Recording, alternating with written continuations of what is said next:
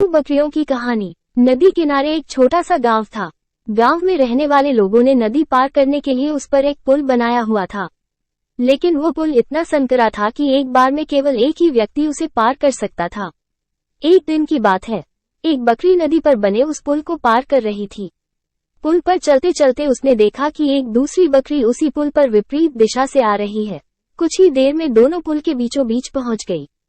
पुल को एक बार में केवल एक ही बकरी पार कर सकती थी, इसलिए दोनों बकरियां कुछ देर तक इंतजार करती रही कि सामने वाली बकरी पीछे हट जाएगी, लेकिन ऐसा नहीं हुआ। दोनों में से कोई भी अपनी जगह से नहीं हिली, बल्कि अकड़कर खड़ी रही।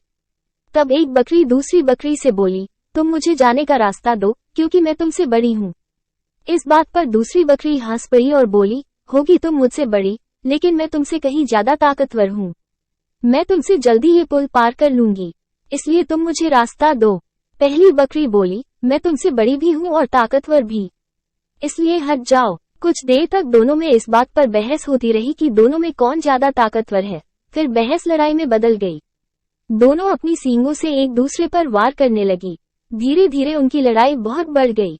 परिणाम ये हुआ कि उनका संतुलन बिगड़ा और वे दोनों पुल से नीचे नदी में जा गिरी। नीचे नदी की तेज धार उनको बहा ले गई और अंततः दोनों मर गई। कुछ देर बाद दो और बकरियां विपरीत दिशा से उस पुल पर चलते हुए आई और बहस करने लगी कि कौन पीछे हटेगी और कौन दूसरे को रास्ता देगी। इस बार एक बकरी ने सोचकर दूसरी बकरी से बोली, यदि हमने लड़ने की मूर्खता की तो नदी में गिरकर अपनी जान गंवा देंगी, इसलिए ऐसा करते हैं कि मैं पुल पर लेट जाती हूँ, तुम मुझे लंघ कर दूसरी ओर चले जाना।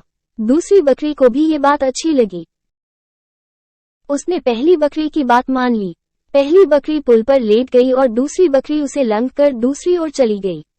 इस तरह दोनों ने पुल पार कर लिया। सीख, गुस्सा और अहंकार बर्बादी की ओर ले जाता है, वही समझदारी से काम लेने पर हर समस्या का समाधान निकल आता है।